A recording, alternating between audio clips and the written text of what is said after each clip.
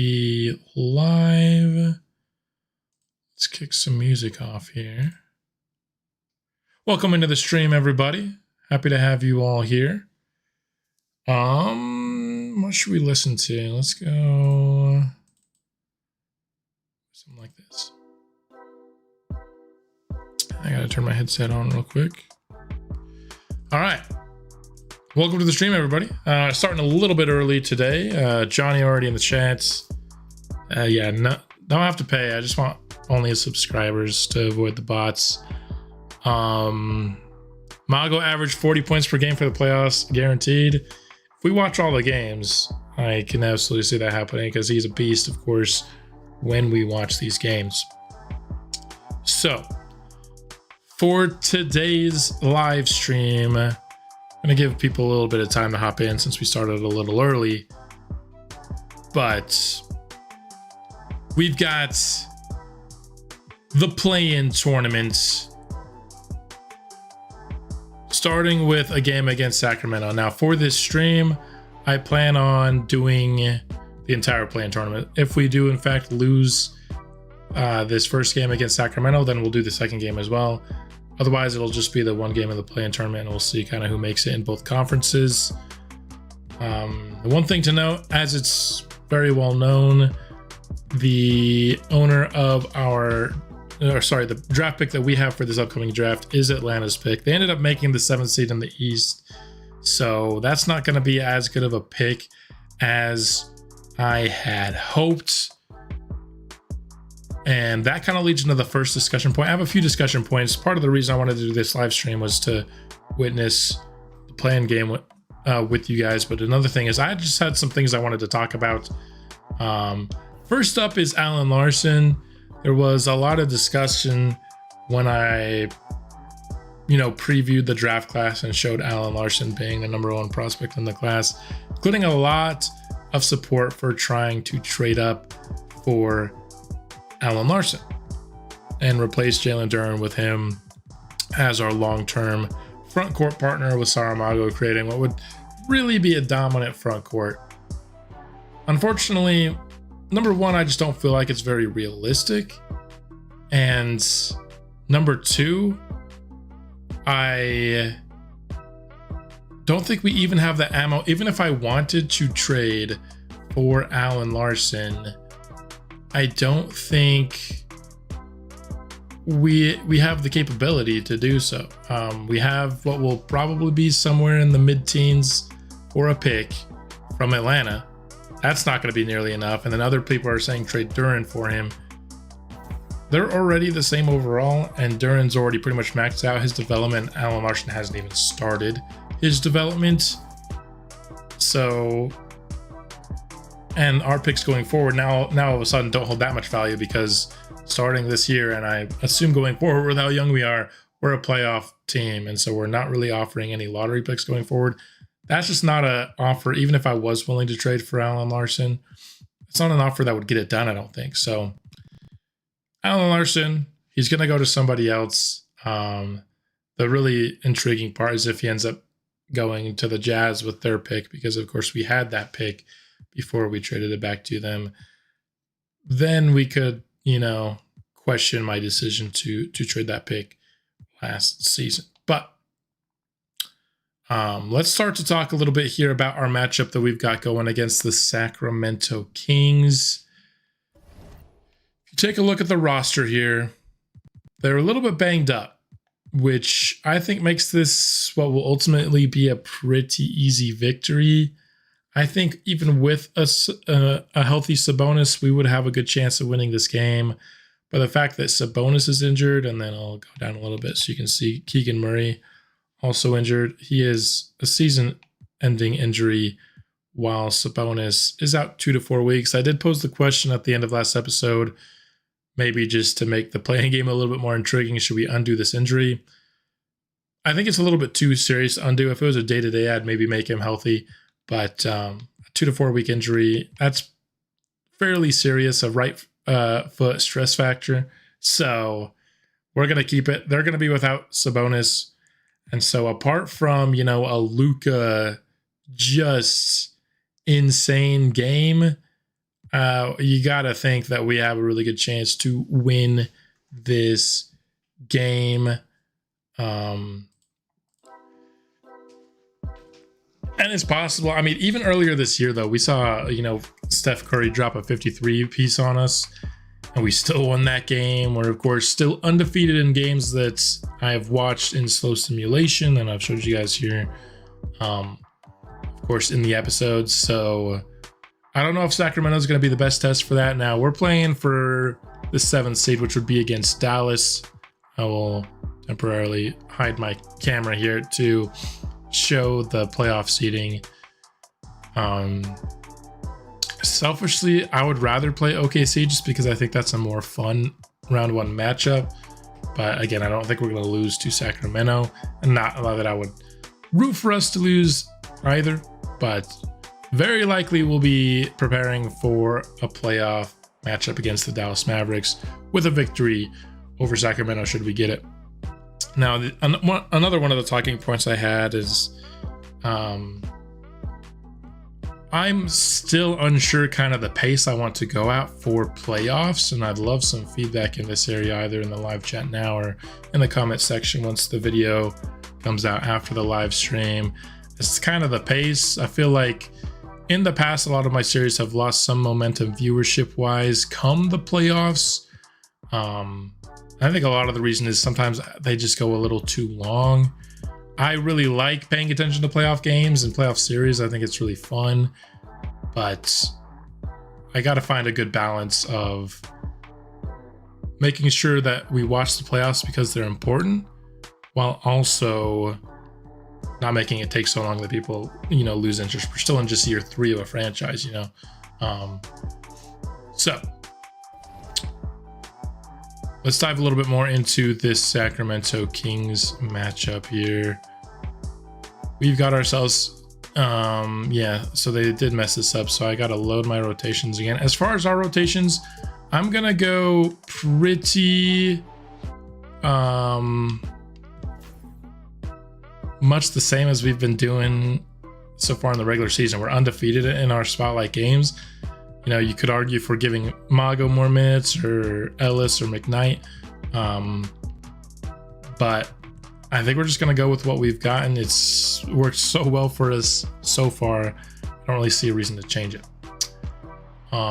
In terms of our individual matchups, we're still going to have Luka guarded by McKnight. I think if Luka got matched up against Albert Ellis, it would be a problem. One thing I want to do, though, is they have Colby Jones starting at the 2, I believe, for this game. I want to have Albert Ellis always matched up against him. That will make it when Luka's on the floor, but McKnight isn't. That should put Lonzo on him rather than Albert Ellis or maybe Max Christie. I just don't want any minutes at all where Albert Ellis is guarding Luka, or as few as possible. There will, of course, be times when we can't get the switches off of a missed shot or something. I want Albert Ellis guarding Luka as little as possible, because again, I think that's the only way we lose to the Kings, is if Luka just goes absolutely buck wild crazy. Other than that, I think we definitely have the advantage here. One thing I'll be doing in the future, I decided not to do it for this Kings game just because I think there's not really much I could think of in the way of strategy. But I do feel like the fact that I go in and do the custom lineups maybe gives us a unfair advantage against teams, and that might be why we are undefeated. And so come the playoffs, whether it's Dallas, OKC, or we miss it, which I don't think would be likely, I am going to also create custom lineups for the opposing team, try to do a little bit of strategy that way, so that way both teams are getting equal amounts of strategy done. I think that will enhance the product for the playoffs.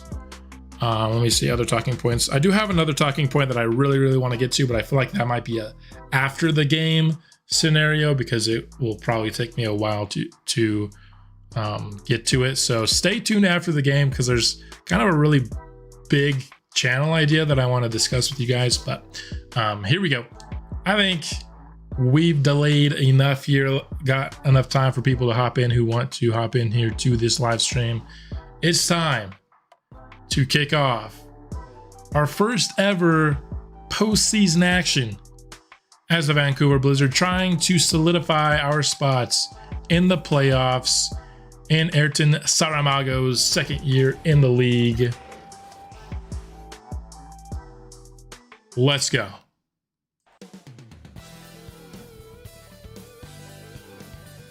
All black. We mean business here in Vancouver. I think that's just because we're an expansion team, or otherwise we'd be wearing like team gear or something like that. 44-38 at 48-34 again. Sacramento is a little bit beat up, which makes this an easier task than maybe it would be otherwise. But this team has been incredibly fun to watch throughout the regular season. We've won every game. Haven't even really had to sweat out late into these ball games. It's been pretty cut and dry, a lot of our victories. And Sacramento, with those injuries, I don't know if they really have what it takes to hang with us. But we will see. Containing Luka is the #1 priority. And of course, getting Saramago going on the offensive ends would be our second goal. Tip-off is underway, and here we have it. Saramago will get the Duran screen, pull up for 3 behind it. First shot is a miss. Luka with it, now matched up against Duran. Don't know how much we want Duran guarding Luka in this game, but nice pass on the inside, and Sacramento strikes first. Let me make sure my face cam is put in a nice spot. Yes, it is here, just above the scoreboard, which is where we want it. Ellis trying to isolate on Luka. That's not really going to work a ton, I think, in this game. That's not something we're going to go to. That size mismatch is just going to make it hard for him. And Albert Ellis, it's not like he has elite takeoff speed to kind of blow by him. If I had to predict something, I don't think this is going to be a great Albert Ellis game, and you cannot foul Luka right there, McKnight. Not loving the start to this game. I mean, we got a solid shot on our first possession. It just didn't go in, but fouling on a three-pointer is just bad discipline by McKnight there. Yes, you want to go out and we want to make sure we're putting a hand up on all of these Luka shots. It's not worth giving him 3 free points.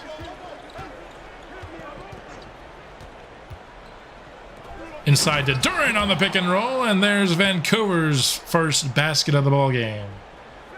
Of course, Duran, see his season stats below, very efficient for us, 60% from the field. His career high, or sorry, our team high, team record for rebounds. He's actually had more rebounds per game in Detroit, but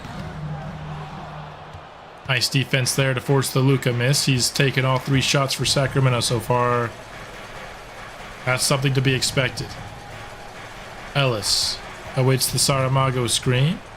Gets it to him on the inside, and the flush. Back-to-back pick and rolls working for Vancouver.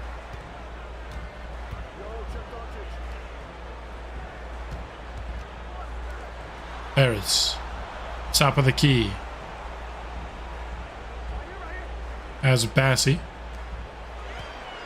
Out to Luka. McKnight on the defense. Step back. And there you have it. Luka starting hot here. Already 7 on the board for Doncic.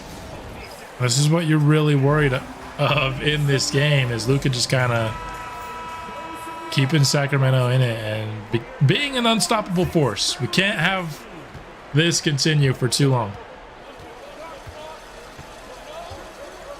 Ellis left alone from 3. Luka went under the screen, but Ellis can't make him pay. So far, 0 for 2 from beyond the arc is Vancouver, despite both being really good looks. Maybe a little bit of nerves here from this young team early on in this game. That would make a lot of sense. Not a lot of, in fact, I mean, with Duran, I don't think there's any playoff experience in this starting lineup. Duran To Christie, back to Ellis. Vancouver will set up their half-court offense here. They're going to go to Saramago, who gets the layup to go. Mago on the board for his second shot on the interior. Mago with 4, Luka with 7 here early. Just a few minutes here into this ball game. Tobias tried to take Saramago down low, but he's just too strong. Luka in the corner. Great defense by McKnight, but it just doesn't matter, and Luka continues his excellent play here in the first quarter. Christie with it. Mago awaits the Duran screen. He's going over the wild scoop shots, but it looks like he was just trying to draw the foul, and he does just that. Has some words for his teammate McKnight, both in their second year and already in the playoffs. I mean, that first draft, we got very aggressive, of course, in it. Got lucky as well with Mago not going at number 1 overall, but that's gotten us on a pretty nice trajectory early on in this franchise, already vying for a playoff spot. I think last year with the Nashville Sound, it was year 4 we made the playoffs for the first time, if I'm not mistaken. So a year earlier on that. Luka Doncic with another score. I just want to make sure. I'm pretty sure this is true, but yes, he has all 13 points on the board for Sacramento right now. McKnight not doing a good enough job on him. Christie to the rim with the flush and the foul. All right, Max Christie gets his first points in style. McKnight will take a breather and get prepared for being able to lead that lineup to start the second quarter. I'll go looking like Kyrie with that scoop. I've never seen him attempt to scoop layup like that before. That was pulling out some new moves here for the playoffs. Tobias, look at the set up a screen, but Luka will set the illegal screen turnover. Yeah, I'll see about making some defensive adjustments. It's a little early still.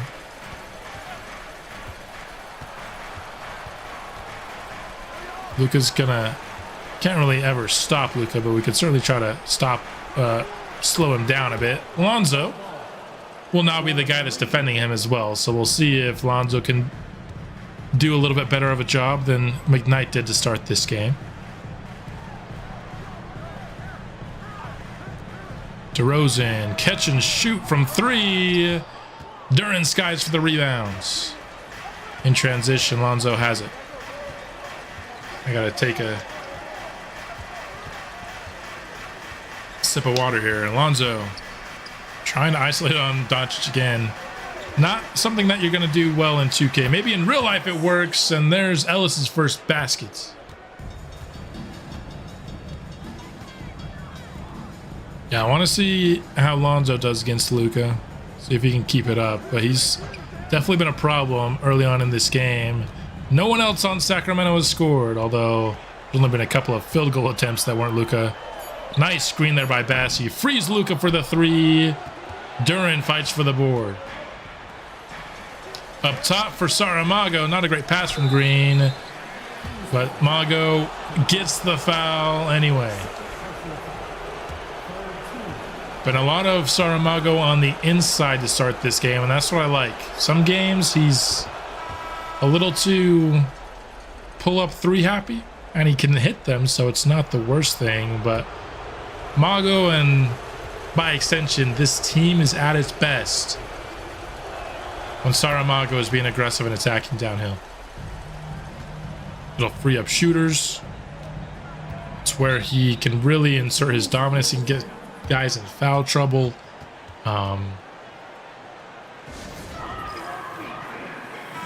again, he has had some good, he's gone like 4 for 9 in some games from 3. He can definitely shoot it. but I like it more when he's attacking downhill.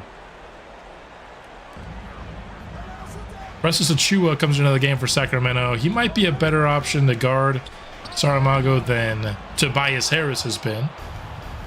See if that plays an impact. Ellis against Luka, hands off to Lonzo Ball. He gets a screen, and Luka with his second foul. I think Sacramento will take him out now. You don't want Luka getting some fouls like that. If Luka is going to foul, you want to make him count. That's not exactly going to do that. When Luka's off the court, that's when I really think Vancouver can start to pull away.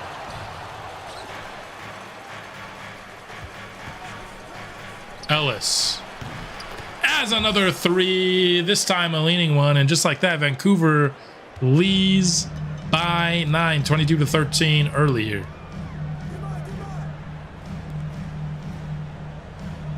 You can already kind of see the difference in team quality. Sacramento just, nobody else besides Luka is above an 80 overall on this team. Jalen Duren with the swats. Some great defense there. Now he gets fed on the other ends. Gonna be a tough finish, but I like Mago trying to let his man do, you know, the nice two-way play. Have the great defensive play. You got to try to feed him on the inside on the other end. DeRozan all alone from three, and looks like Vancouver is very comfortable giving him that shot. Certainly not what's made DeRozan all his money in his long career is his three ball. Lonzo 4-3, no good. DeRozan with it. Josh Green on the defense. Yeah, Ellis, now that Luka's out, I'd expect him to maybe have a little bit more success. Although Devin Carter is also a very good defensive player. So it's not like he's an easy matchup by any means. He's just all of a sudden he doesn't have this massive height disadvantage that he does when Luka is on the court. Ellis, a couple nice buckets. Saramago has looked good early in this one. I like the way Jalen Duren has battled inside.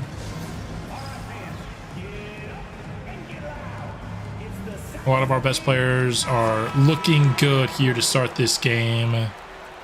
The lead is 4 here. Under 4 minutes remain in the first.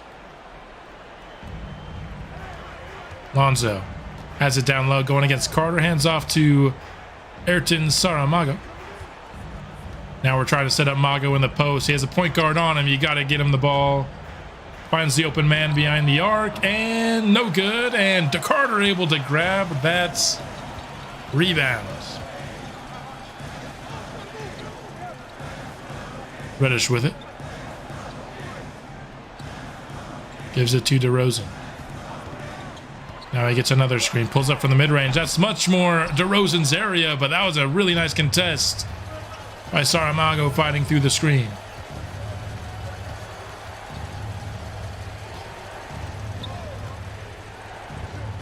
Mago.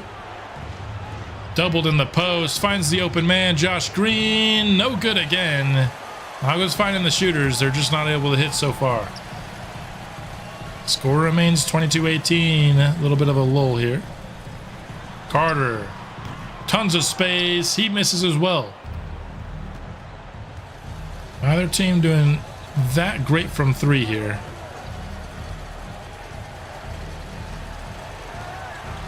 Saramago has Josh Green wide open. He gives it back to Saramago, who drills the top of the three, top of the key three. I always mess that one up.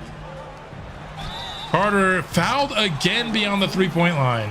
What are we doing? What are we doing? That's such a terrible foul. We've seen it now twice here in the first quarter. Carter can shoot, but I mean, with Luka, you don't like it, but at least, you know, you're trying to defend Luka. With Carter, that's inexcusable there by Lonzo. That's just a terrible foul.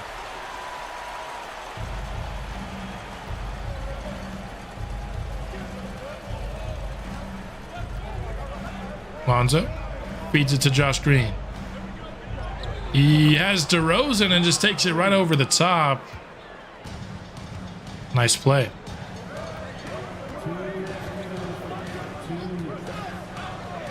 DeRozan. Wide open for three again, and he hits another. Is DeRozan going to go off behind the arc in this game? That would be an unexpected boon for Sacramento for sure. Mago awaits the Hardy screen. Tries to feed him on the inside, but Achua was right there. I mean, I'd like to see Mago just take that one a little bit more. He seemed predetermined to pass that ball, and Achua kind of looked like he knew it.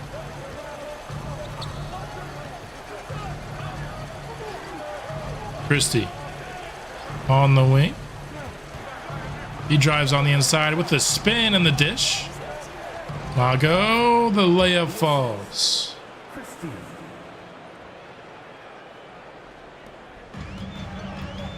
Sacramento doing a nice job hanging in, though. This is just a three-point game, despite the fact that Luka has now been out for an extended period of time. Galloway for three. He's much more of a driving player. Probably should have previewed him since he's not an actual NBA player, so a little bit less is known about his skill set. Much more of an interior scorer is Galloway. Saramago with the miss. DeRozan gets fouled on the layup attempt. Mago going for the block. At least that was a much better foul than some of the others we've seen so far in this game.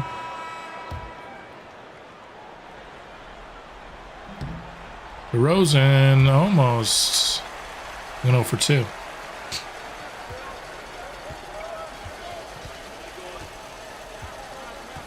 Lonzo with it. Goes inside to Josh Green.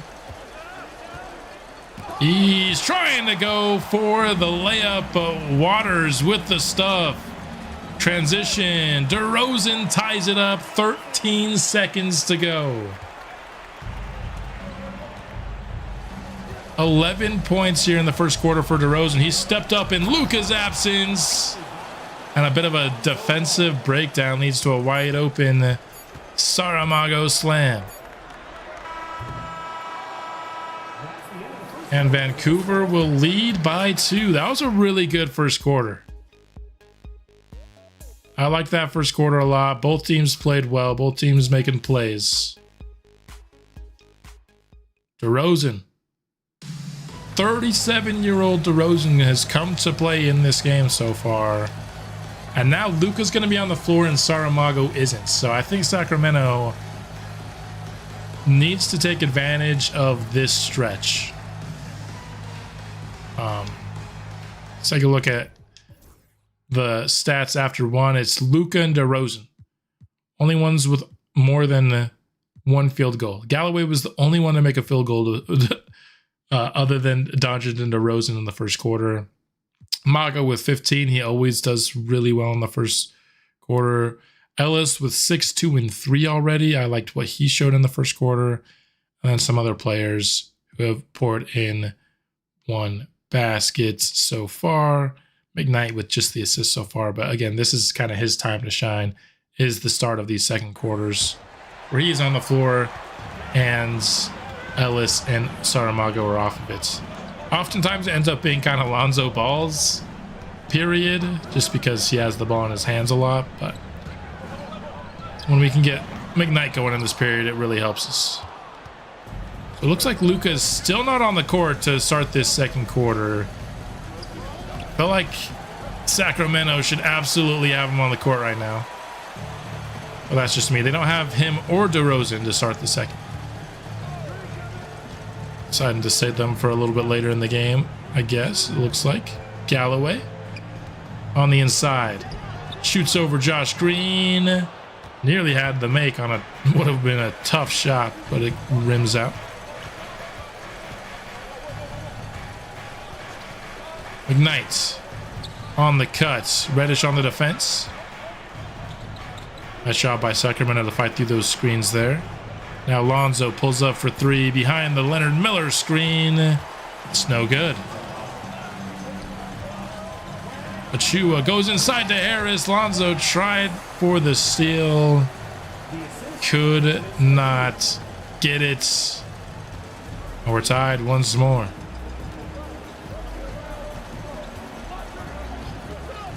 Lonzo takes the screen from McKnight, swings it to him.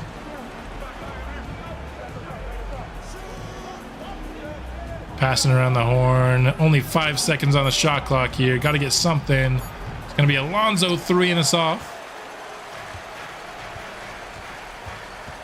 Not the easiest of looks there from Lonzo, but couldn't really get anything going on that possession. Harris on the drive. Gets fouled by Miller.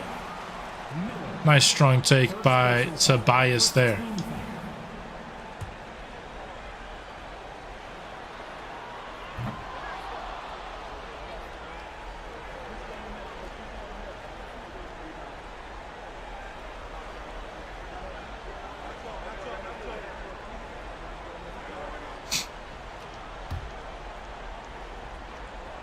Some missed free throws here by Sacramento, but they do take the lead.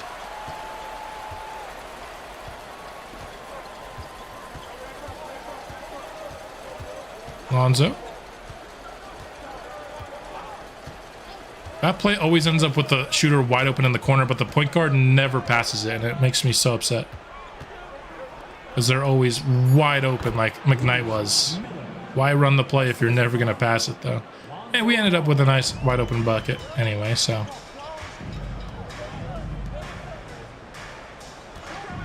Carter. On the wing. It's a screen from Achua. McKnight with almost the steal, but Carter comes back up with it. Nice job disrupting the play that was going to force a Reddish 3. Too strong.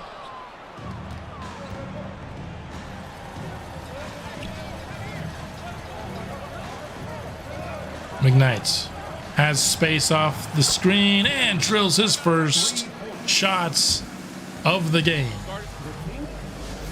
Pretty deep there on the 3, but he didn't have any trouble with it. And Luka remains on the bench for Sacramento. Tobias on the drive. Now posting up Miller. That's a tough shot, but he hit it with the left.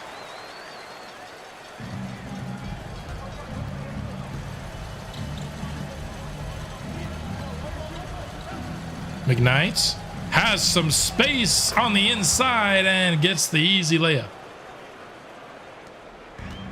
Took a little long. I mean, McKnight doesn't play a ton in the first quarter, to be fair. He only plays the very first 4 minutes of the quarter.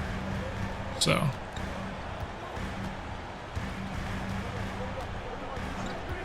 plays more in the second half than he does in the first. Or no, he plays the entire second quarter, so I think it's pretty even.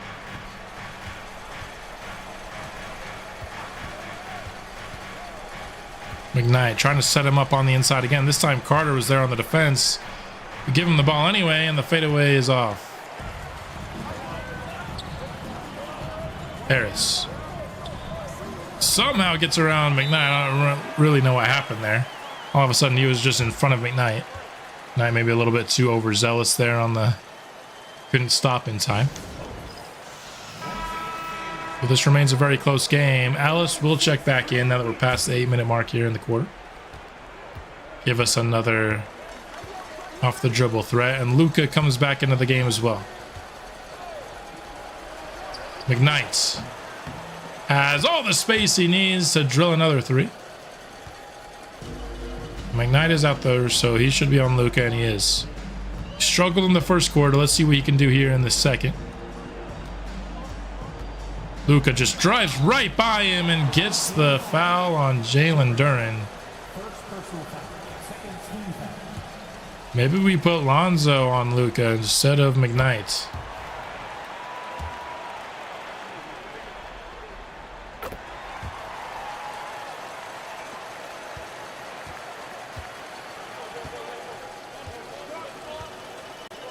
Want to give McKnight a little bit more of a chance here to improve his defense. And there he gets the foul call. Trying to match those free throws we just got from Luka right back. He's up to 10 points now here, all in the second quarter. I believe he's up to 10, right? Yep. 10 points here, all in the second quarter for McKnight. He's gotten himself going.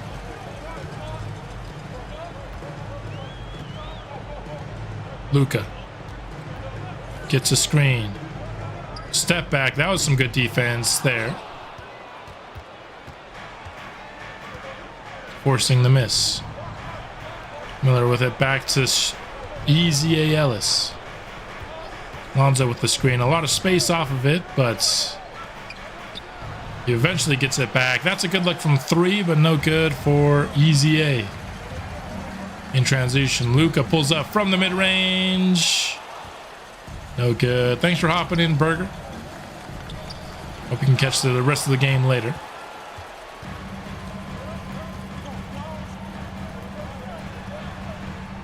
Luka, step back. He does have Albert Ellis on him, and that's exactly what you fear.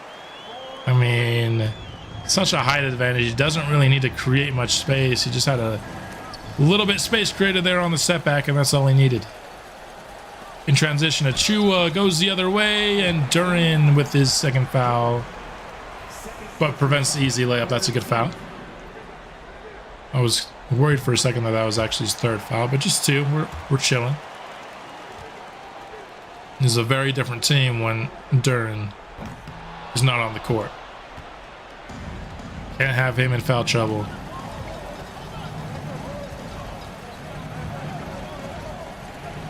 Miller dishes it to Ellis. He's trying to drive in on Achua. Tough take. Gets the basket and the foul.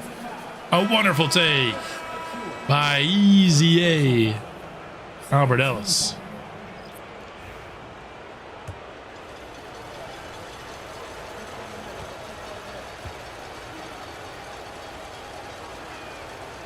And he completes the three-point play with that free throw there. Over halfway through now this second quarter. Vancouver retains its small lead. Carter to DeRozan. I mean, he had a straight lane to the basket, but he's very comfortable in the mid-range. It's been all DeRozan and Luka for Sacramento. Lonzo pulls up for three and rattles out. Not been a good first half for Lonzo Ball. Duran with the steal on Doncic. Feeds it inside to Miller. He's got Carter on him, but misses the layup. Sacramento with the opportunity to tie or take the lead here. Bassie with it. Hands off to Carter. He's defended by Duran. Some nice defense there to stop his drive. Forced to take a tough mid-range jumper, and it's no good. McKnight from the wing in transition. Bottoms on another three. McKnight has been on fire here in the second quarter.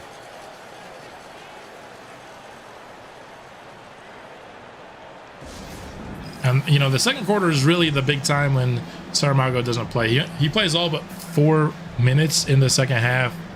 So the fact that we've been able to kind of maintain that lead, you don't expect, I think, to pull away from Sacramento in Mago's absence. But the fact that we've been able to hold steady, I think is really good. Harris.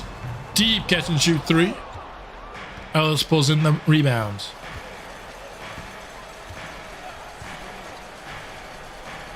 McKnight with it. Takes the screen from Duran. Step back three. Not quite there for him. Maybe a little heat checky there. I mean, he had some decent space, but I don't mind the heat check either. His name is Greenlight McKnight for a reason. DeRozan hits a contested three with Lonzo's hand right in his face. Who is this DeMar DeRozan?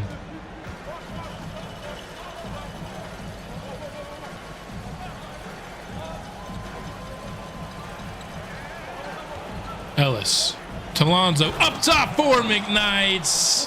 What a pass. I don't know if I've seen that play. Works to perfection in this case. McKnight is going crazy here in the second. He now matches Saramago for our leading scorer here in the game.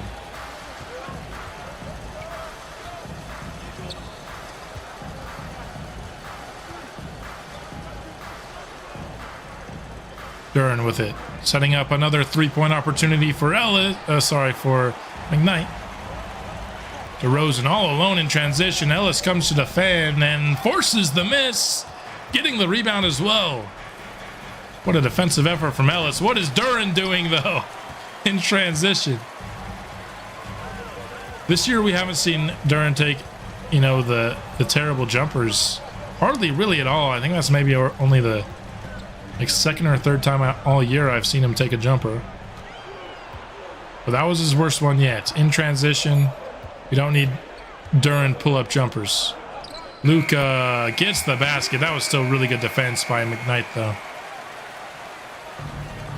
And we are tied once again at 51 apiece. We need a whistle so we can get Saramago into this game. Maybe we can get it here. Maybe McKnight can force a whistle, and he does just that. Ask and ye shall receive. After this first free throw from McKnight, we will get Saramago back into the game.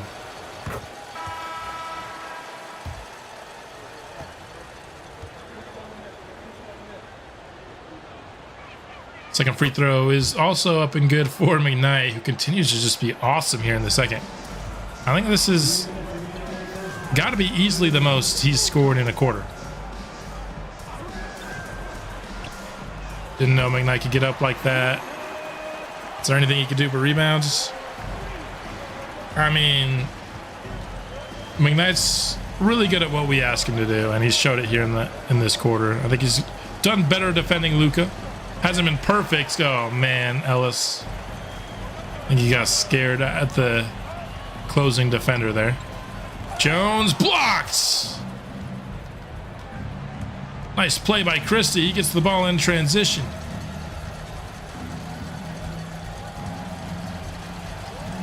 Setting up a three-pointer for Ellis. He has a ton of space and he drills it. Vancouver retakes the lead. Lucky young Klay Thompson. I mean, that's pretty much, I think, what we're asking him to be. And kind of coming out of the draft, I thought that's what he would excel at, as long as he's not asked to be the main guy for more than maybe a quarter at a time like he has been today.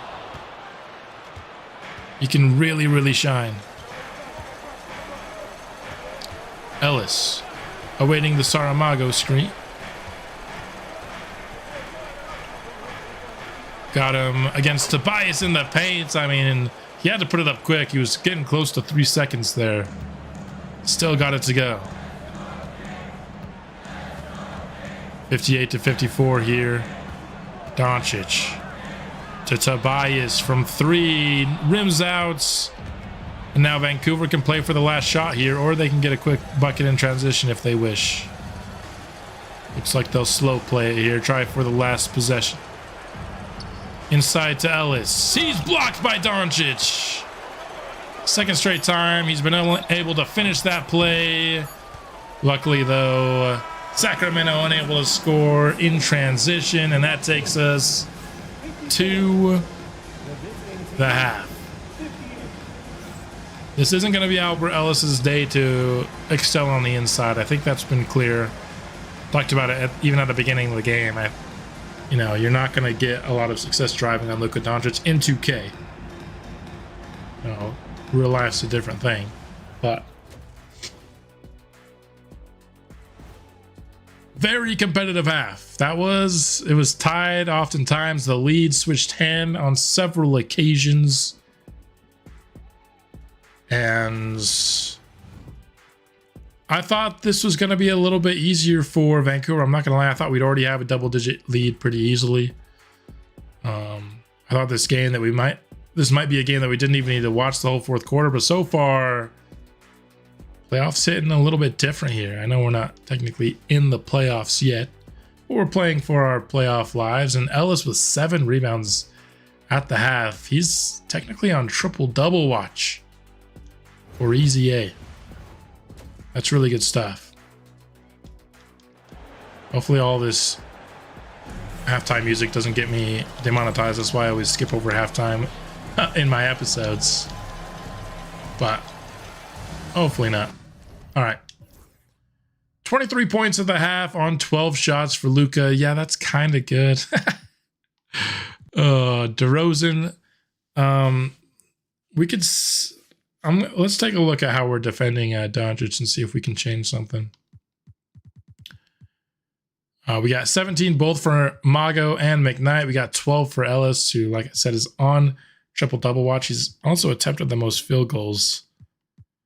Rare that you don't see Saramago leading us in field goals, but I think by the time this game is said and done, he will. It's just he didn't play much of the second quarter. Let's see what we can do here. Because there's definitely... So, yeah, we got to stay tight on him at all times. On ball screen. Let's go over, I think. Do we hedge him? Their center can't really shoot.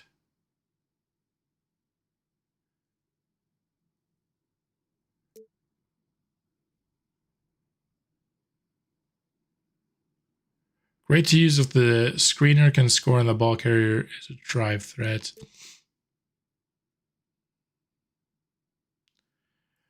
Let's try a hard hedge because their centers can't really shoot. Let's try it. This is what we're going to try to start the second half. Just stay on Luka.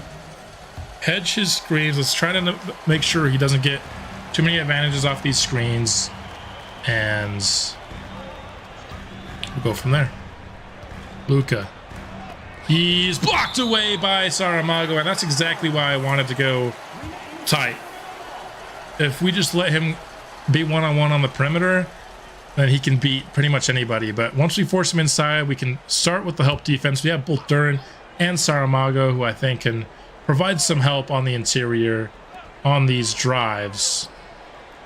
And I think that's going to help slow Luka down here in the second half. Just one possession so far, but I like the result of it, obviously. McKnight gives it to Saramago, who awaits the screen. Going downhill, tries to feed it to Duran, almost got it stolen again. Albert Ellis is going to be forced to chuck up something tough. No good. Wasn't really his fault, though.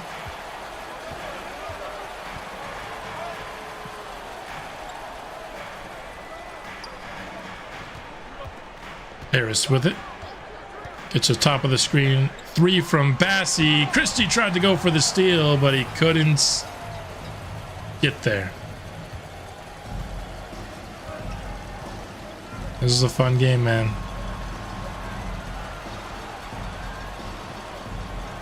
I love the strategy that goes into preparing for these playoff games. Trying to figure out how to stop people. Sometimes there's just nothing you can do. Other times, the right strategy could unlock a defense, and Mago had all the space he needed there. Rimmed out on the 3. Bassie. If we fouled Bassie on that 3, I was going to be so upset, but ultimately Duran plays some great defense. Duran pumps and draws the foul. Bassie was going for that chase down block. And Duran misses the first free throw. A lot of missed free throws on both. Well, not a lot on our end, but a lot of missed free throws total. Duran goes 0 for 2. JD. And he fouls DeRozan on the transition. Oh, boy. DeRozan's free throws have not been clean. He's missed some, and the ones that he makes, I mean, that one goes in easily, but I'd say most of his makes have been barely going in as well. All right. We get Saramago going downhill. That's what I liked about the first quarter so much. Or McKnight going from 3. I like that too. We've had a couple of really good looks from 3, but we can't hit them. Sacramento could take the lead here. Luka. You could have argued he was fouled there as well, but he hits the 3. Sacramento takes the lead.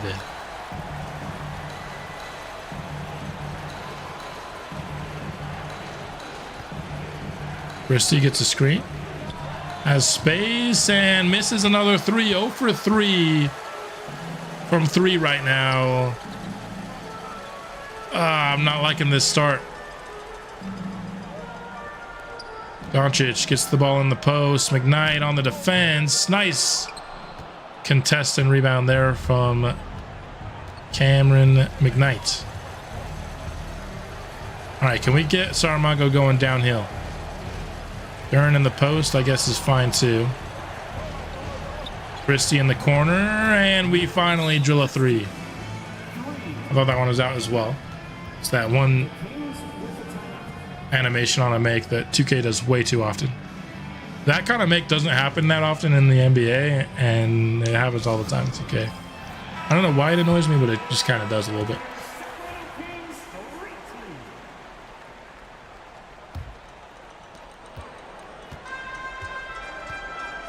Luka bringing it up for Sacramento following the timeout.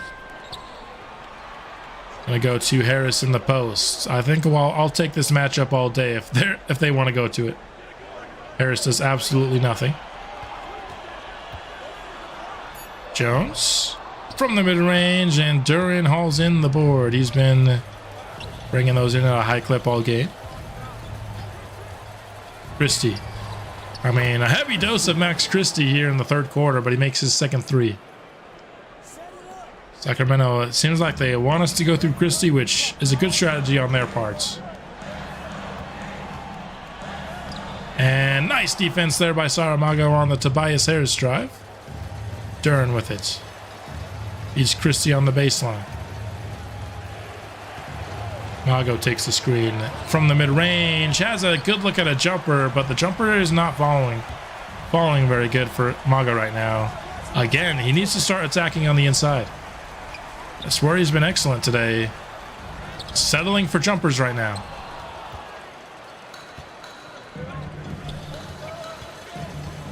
Max has been good.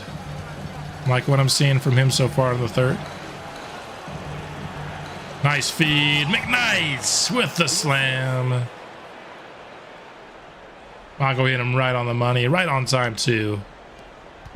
Because if that was late, Sacramento was going to have time to come back and defend that. Jones, top of the key, no good, and McKnight hauls in the board. Starting to hear some boo birds here in Sacramento with this cold streak offensively. Ellis with it. Jones on the defense. On the drive. Strong take and a nice finish. Well done by Albert Ellis.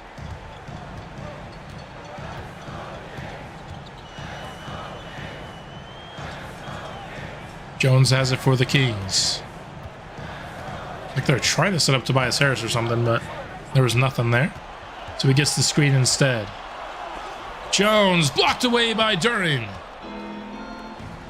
Vancouver running. Christie has it on the inside, but Luka played some nice transition defense.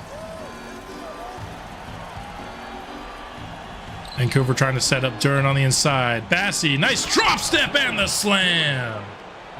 Let's go. That was a very strong move by Ellis. That was a sick drive. As was that Duren one.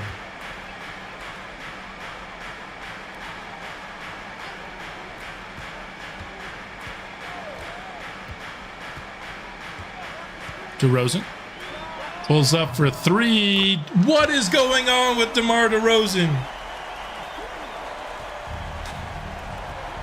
Just for curiosity, is he like you reading chat? Absolutely, Shawu. I always read chat. It's the best part about streaming is I'm in chat alongside you. What was I doing? Oh yeah, I mean, he has gold shifty shooters, so that's helping him for sure. 3-pointer C+. What is that actually ratings wise? 70.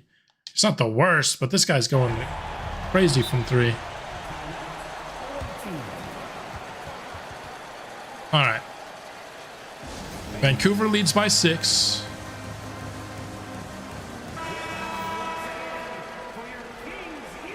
DeMar's been going crazy, man. And Sacramento needs it. This was not a contribution I was counting on, and that's kind of why Sacramento's stayed in a little bit more than I thought they would. McKnight, he drives to the basket. We are seeing some strong drives. First Ellis, then Duran, and now McKnight gets in on the action. I mean, I asked for Ayrton Saramago to start attacking the basket. It looks like the rest of the team is the one that responded instead. And now we have a 9-point lead. What a take by McKnight there. Jeez. DeMar tries to slam it on the other ends, but McKnight did just enough to bother him. Good night, McKnight. He's been stellar in this game, honestly. Josh Green gets the easy 3 to go, courtesy of the Saramago assist.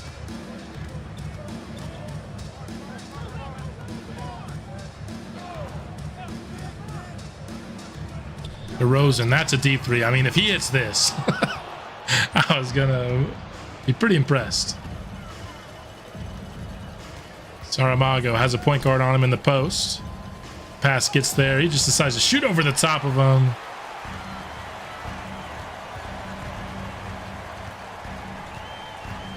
And now he has progressed a lot since he's been drafted. Yeah, he's definitely better at kind of creating off of advantage this year. And I think that's due to 2 factors. I think obviously his development is one, but also he always is playing with a point guard on the court, which I think helps him as well. Because last year he was playing with Isaiah Joe as point guard a lot of his minutes, and I don't think that helped either of them, because it's kind of a backcourt that didn't have a lot of passing chops or even really handle chops. And now he's always has Easy A or Lonzo, or sometimes both on the court alongside him, which I think helps him a lot. Duran corrals his own miss. Now Saramago off the cut, wide open, off glass for 2.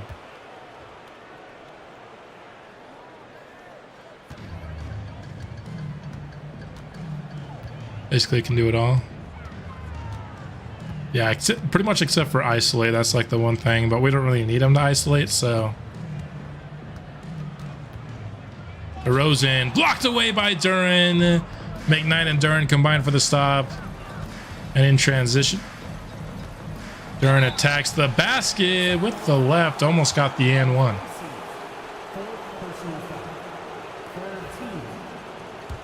Yeah, I think the way this team gels together is really good. I think our starting 5, we have our core 4, right? And with Atlanta being a play-in team this year, I don't think we're going to really be able to add to it, but I think our core 4 just plays really well off of each other, and you don't always get that in 2K. So I mean, and it's shown in the way that we haven't yet lost a game here that we've watched this season.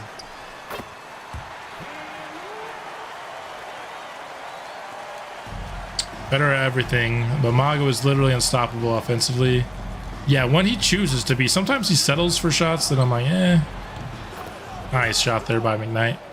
But when he wants to like be aggressive and attack downhill, he literally can do whatever he wants against like 90% of teams. I think there are maybe 3 or 4 teams in the entire league that match up well against Ayrton Saramago, which is why I think we're such a dangerous team, because you have to have a certain kind of team, I think, to really hang with us long term.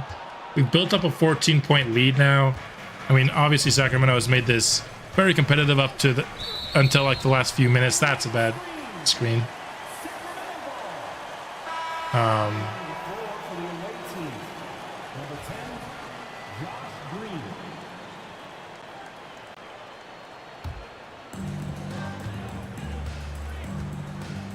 But, oh, one sec. I might be... That gonna change anything? Sometimes I forget to switch it from top chat to live chat. I don't know if it actually filters anything out, but... No, top chat can't filter chats out. Excuse me. That's why this team has been so dominant in our watch games this year, is that so few teams match up well with us, because we basically have two bigs, but Mago, like a lot of two big teams, when you have two bigs, you struggle with spacing, right? We don't, or with ball handling or something. But Mago, you know, yeah, his step back, his mid-range step back that he does, dude, I think I've seen him miss it. He missed it last episode, which I don't think I showed, and I was shocked when he missed it. I was like, he literally does not miss that little step back mid-ranger he does. Mar DeRozan getting buckets. Up to 23 on the night. I mean, Sacramento has desperately needed his contributions, but it still might not be enough, as Luka's once again on the bench. Saramago swings it to McKnight, and it's right back to Mago. Now to Lonzo Ball, and that was some nice off-ball movement to create a wide-open shot there. 8 of 19 on the night. Kings pretty close, 7 of 19 themselves. How's it going, Daniel? Happy to have you hop in here and chat. And now here in the third quarter, especially the second half of the third quarter, Vancouver has really started to put their foot down and show that they're the better team. I thought this would happen earlier on in the game. The fact that this was pretty much an even game at halftime really surprised me. But Bun, happy to have you here as well. I'm doing well. I'm doing really well. The Eagles won yesterday, beat Dallas, even though they had a backup quarterback in, so that always makes you feel good. Holiday today, no work. And the squad right here is playing well.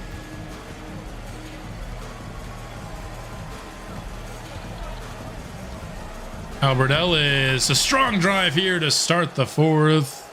If we go up by like 25, we'll probably sim out the rest of this game.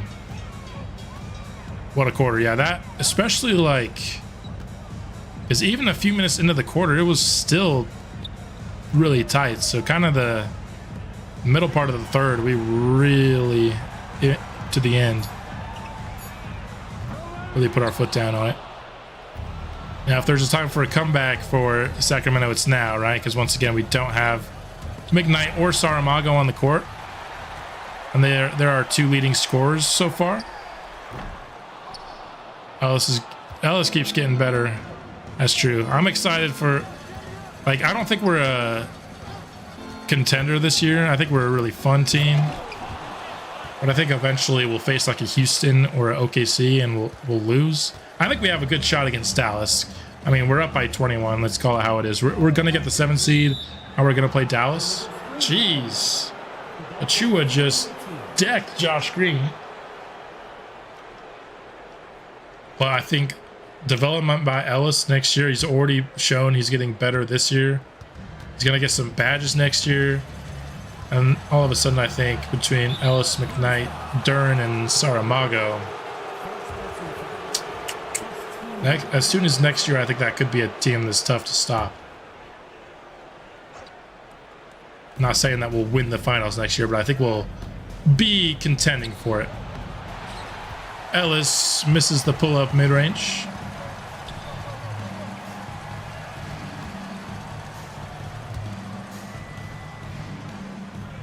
especially because Houston, I think after this year is losing KD, and them and OKC are, I think, are two, and San Antonio, I'd say, are the three teams that will be toughest to beat in the playoffs. San Antonio is literally just Wemby. I don't know how we would stop Wemby. I'm interested. I hope we get a playoff series against Wemby at some point in this series and some point soon. I think it could be pretty fascinating.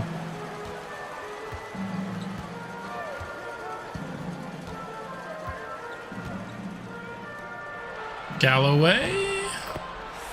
Nice setup there by Sacramento. We'll bring it back a little bit. It's down to 16.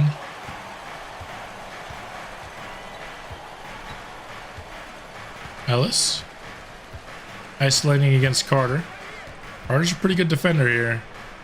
And, I mean, he just went hunting for a foul and he got it. So, there you have it. 17 points on the board for Easy A. After like 3 or 4 episodes before he started to turn it on, I was getting a little worried for Easy A. Not long term, but I was like, this dude might take a few years before he's starts to provide positive value, but he's really turned a switch the second half of the year.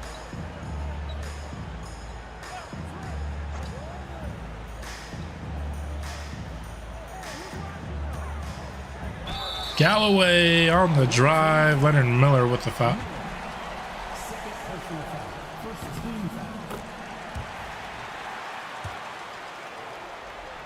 I even think like Sacramento, this might be one of the tougher matchups for him. Because Luka's a great 2K defender, better than he is in real life. And then Devin Carter's a really good defender as well. Yeah, he's still been really good in this game. Lonzo with the miss. It was Galloway. He is, I think he's a second-year player for Sacramento. He's really a driving threat. I mean, I could show you his player card. Why not? Let's do it. Is he a rookie or a second year? Yeah, second-year player. If you look at his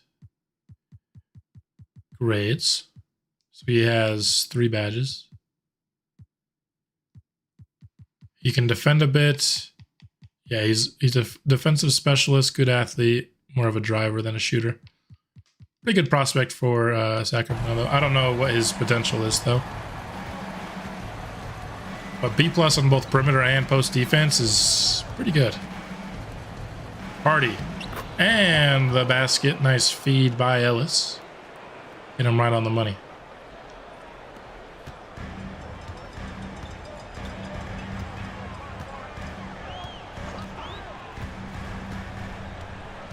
And Sacramento needs some nice players because apart from... I don't know why Luka went to Sacramento. I mean, to be with Sabonis, which of course all of this whole game has the caveat both Keegan Murray and Domantas Sabonis were out for this game. Murray hasn't developed a ton in this game, so he's just like an 80 overall, but Sabonis would obviously have made a difference in this game for sure.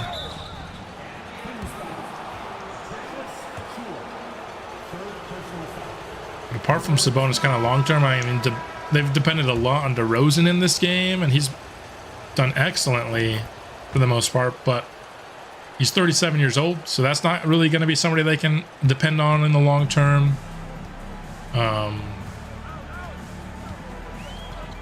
Saramago's back in. For some reason, McKnight isn't, but he's going to the scorer's table right now. Oh, it's because... So we have... What is this lineup that we went with? We have Hardy, Duran, and Saramago in with Christie and Ellis. Why would you... Hey, man. Coach trying some things here, up 18. I would have held Christie out. Or no, I would have held Duran out for a little bit more. You don't need 3 bigs on the court. I mean, Ayrton Saramago could play small forward pretty easily, but you really don't need him to, obviously.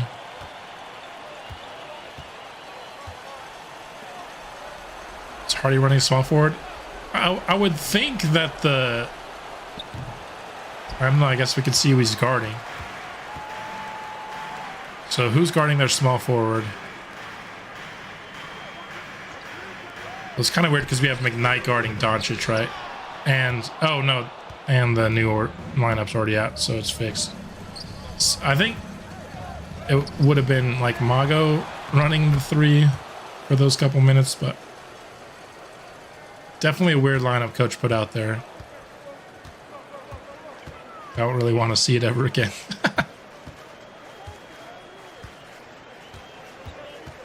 All right, we're like halfway through the 4th. If we go back up by 20, we'll call it a day. Nice defense there. Ellis. Could have been the dagger, but it won't be. Luka on the drive. McKnight, some nice defense again, enforcing another miss. That first quarter defense from McKnight was a little worrying when Luka was just torching him, but I think he's been a lot better since. Nice take again by Ellis. This dude is fearless, man. He's 6'2", but he does not care. He's gonna take it inside. And if he makes both of these, it'll A, give him a 20-point game, which will be nice.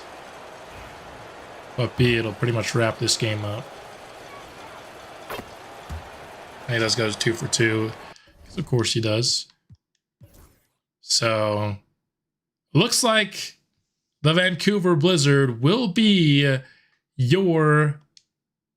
Let's watch the last 15 seconds here, just so we can see the celebration.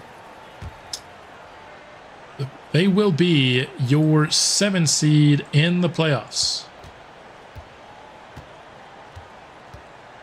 Just dribble the ball out here, Albert Ellis. And all the starters still on the floor, because of course they are. But there you have it, everybody. The Vancouver Blizzard are playoff bound for the first time in their history. Led by... honestly, it was a pretty well-rounded effort in this game. I thought it might be a Saramago dominating performance, but McKnight had an excellent game. Ellis had an excellent game. Mago still had an excellent game. The defense really shored up there in the second half on Luka Doncic, and that's what ultimately made the difference in this one. Very, very tight game in the first half. That third quarter was when Vancouver put it all together on both ends of the court, and McKnight wins player of the game. I think it's pretty well deserved. I would not have guessed that after the first quarter. Like I said, he struggled at the start against Luka, had no points after the first quarter, but ends up with 29 in this one. Our leading scorer took 18 shots. Ellis must have not had a very good fourth quarter or something in simulation, because he ends up only 6 of 17. I felt like he was better than that when we started simming. Max Christie dropped 17 in this game. I'll take that for sure. 23 and 10. Didn't get much in the way of scoring from Duren. Only 2 for 6 as well. That's kind of surprising. 0 for 4 on free throws, but 4 blocks for him and 13 boards. All of our starters, all 5 of them, I think, played a great game, even though Duren was 2 for 6. I don't think. I mean, everything else he did at a really high level. So, I mean, 8 and 8. Ellis not super far off from a triple-double. Luka, he had 23 points in the half, so only 10 in the second half. He also had 7 of 12 shooting. So, good job there. DeRozan wasn't as good in the second half either. Ellis, I feel, has gotten stronger, or at least he's playing more aggressive, but he's good. Scared of the B potential? Yeah, he could. I mean, Saramago had B- potential. Let's remember when we drafted him, and that was a lie. So if we look, really what you got to judge it off is the bar, right? From what I've seen, the bar is better than the grade. And it's B+ right now, but it's really A-. I think if you go here, it'll tell you even more accurately. So if the average potential is 88 and his bar is higher, he's probably like a low 90s potential, I would guess, based on what I saw there. But that changes every offseason, right? Potential is dynamic in 2K. There's a boom, a bust, and a regular potential. So we'll see. It could always go down. It could go up. I don't think he certainly wasn't bad enough this year, or he didn't have a major injury. So from what I've seen, like really bad years or years that you didn't play or injuries, those are kind of the things that will nerf your potential. And sure, he wasn't super efficient, but this year isn't. I don't think it's going to nerf his potential. I think he'll still be probably around the low 90s that he is right now. McKnight is pretty much maxed out though, I think. I don't know how much better he's going to be, but he showed in this game he's plenty good already, so I'm fine with that. And then Saramago, let's see what his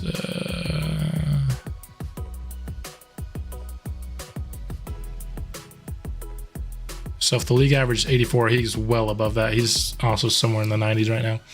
But there you have that. Let's simulate the rest of the play-in, and then there's something I want to talk to you guys about. We still got 14 people watching, so stick around. There's something kind of, just an idea that I wanted to throw out to you guys. And I don't know when I would recommend implement it, but let's simulate the play-in. So Sacramento drops out entirely. Really, that Sabonis injury kind of screwed them over. Atlanta does not drop out. I was hoping we could at least have them drop out. They lost the first game, but they will be the 8th seed. So we will have no lottery pick in the upcoming draft, unfortunately. We'll have to prepare for the Dallas Mavericks. Let's, before I talk about the thing I wanted to talk about, let's just kind of wrap up my thoughts on this particular play-in tournament results. We have Kyrie Irving and De'Aaron Fox. It's going to be a great backcourt that we're going to have to deal with. That's kind of the big thing to look out for in Dallas. They have Lively and Duran are honestly like really similar players. Lively is just like the 7'1" version of Duran, so I'll be very interested to see how those two match up against each other. In terms of somebody that can guard Ayrton Saramago, though, Walsh is a decent defender. He's more of a perimeter defender than an inside defender. He's also only 6'7". They might have to run some two big lineouts, but even then, like, Hartenstein's a terrible defender. I think just how bad they match up with Saramago gives us a really good chance for the upset in this first round. And if we do beat Dallas, I think either of these matchups, San Antonio or Houston, will be a lot harder for us. But Mago's potential based on the bars like 90, yeah, it's at least mid 90s, if not high 90s. Which makes sense for Saramago because based on like his athleticism and his skill set, the sky is actually the limit for Saramago, if we're being honest. He's insane. All right, but before we hop off, there is one thing I wanted to talk about. I just wanted to introduce the idea because I want to hear everybody's thoughts. So I got the idea. I'll just kind of tell you my whole line of thinking on this. I was watching Stumpy's his Mexico City Aztecs my NBA a little bit. The idea occurred to me of like, how cool would it be to run a my NBA versus him one time? Because we both have very similar styles. You know, we both do CPU versus CPU. I think we run at very similar paces. I think he finished year 3 the day before I finished my year 3, yada, yada, yada. And I use his sliders for everything. And I was thinking how cool that would be. But that ultimately, that's probably not going to happen because Stumpy has no reason to do that. And I don't even think he knows who I am. But it got me thinking along the lines of, what about doing like an online my NBA? And I was like, if it's not gonna happen with Stumpy, which it won't, that was just a kind of a pipe dream I had. What about doing a my NBA with subscribers on the channel? And my second idea was to just whether we do like at the beginning I just do like 6 expansion teams, and each one has of course a manager of it, and I'll take one, and then 5 other subscribers will be able to do one, or do an entirely different league where we like take away everybody that's like good from the NBA, just kind of start with all the scrubs, so we each have like an expansion quality roster, and then go from there and have this new league where everybody is responsible for a team. The problem with that idea that I've had, though, is that sounds like an absolute mess to handle. And I'm not 100% opposed to it, but handling that, that just sounds like a lot of maintenance on my end. And I don't know if I can do that. But then the last idea I had, and this is the one I wanted to talk about. What if, again, I don't know how soon we'd be able to do this. I do how like I've always done, and kind of my original idea of me going against Stumpy. What if instead I do one team that I'm in charge of, and then one team that the entire comment section / chat is in charge of? So you guys, I'll ask for votes on pretty much any move. Who do you want to draft? What trade do you want to make? Who do you want to take in the expansion draft? And everything, and have basically me versus my subscribers in a My NBA. And let's see who can build a better team, you know what I'm saying? I think that could be really, really fun. I don't know exactly how it could work, but I think it would reduce, a league where my idea of like having everybody kind of take a bunch of different just subscribers have their own team. Instead, that just reduces a lot of the maintenance on my end to have just kind of one team that's managed by all of you guys, and you just have it basically based on popular votes. I don't completely have the idea fleshed out all around, but I'd likely probably create a second channel that would be dedicated to the team that you guys are managing. And there I would just be putting up a bunch of polls for you guys to vote on things, or polls within live streams for you guys to vote on things and stuff like that. But if you guys have any suggestions on anything about how you guys would like that to go, again, I don't know if I'd be able to do that in this game. It might have to be when the next game comes out, or we could do something. I don't know. Again, it's not a fully fleshed out idea yet. But your kids just broke your Xbox. That sucks, man. Oh, that would make me angry if some kid just broke my Xbox. I mean, it's your kid, so that's better. I don't have kids, so. But yeah, I think that's the one that's the most realistic, is, at least for me. I don't want to manage a team that has a whole bunch of users and trying to make sure everybody's doing the stuff that they're supposed to. But if I could, I'd still, like, inside the game, I would be managing both teams, right? But just one of the teams, I would be making all the moves on my own, and the other team, you guys would be voting on all the moves that you make. I would probably have to hold you guys to draft only restrictions as well as me, though, just because if you don't do draft only, I could be getting requests like, go trade for Wemby or go trade for Anthony Edwards or something like that. And I don't want to have to do that. I don't want to have to deal with that. But if I could put to vote, do you guys want to trade up to pick 3 and to draft so-and-so, blah, blah, blah, blah, blah. And then it would be my team versus your team. I think that would be really fun. And we could even experiment it with starting to have you guys. How's it going, Exaggerated History? Happy to have you here. I'm at the tail end of the stream, and you guys will have to let me know. Probably, we won our game against Sacramento.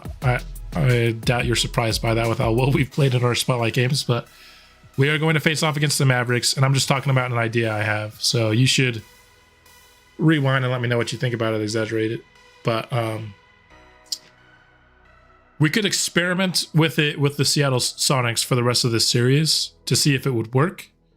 And it could be something that we do. Who knows? Maybe when this series ends, there will still be time to do another series in 2K25, or we could do it for our 2K26 series that we'll eventually be doing.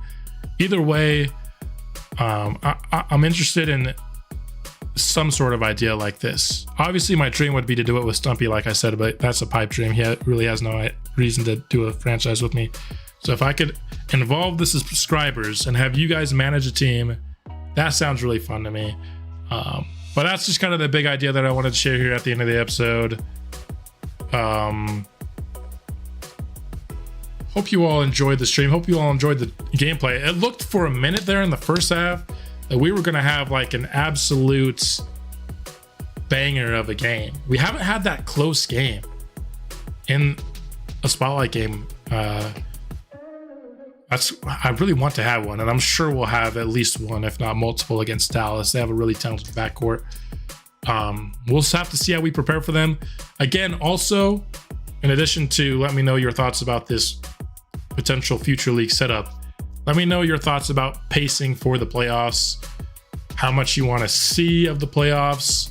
Do you want me to watch every minute of every game? I can do that. It's just going to take longer for me to get to the playoffs.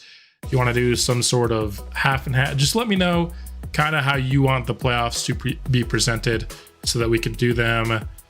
Again, it's a tough balance to make, not making it go so long that people lose interest while also giving the playoffs the appropriate amount of respect that they need. You know, you don't want to just skim over them either. But that's all I've got here. Not a teenager, you just work the hardest job ever, not shy. Staying at home. Stay at home dad, nice. That's wonderful. That's the dream right there. I'd eventually like to be able to stay at home and just do this. That's a very, very, very long way away if it ever happens. But oh, you have a afternoon job. That's interesting. I work 4/10s, so that's my job. But anyway, I'm not going to keep you on any longer. Thank you all who participated, not only watching, but dropping the likes, especially those who participate in the chat. You guys make streaming a lot of fun, and you're the reason that I stream, because without chat, streaming just doesn't quite have that same amount of fun factor. But on to Dallas in the next episode. That should be coming out later this week, and I will see you then. Bring the blizzard, and maybe one day it'll be my team versus your team in the playoffs. Wouldn't that be fun?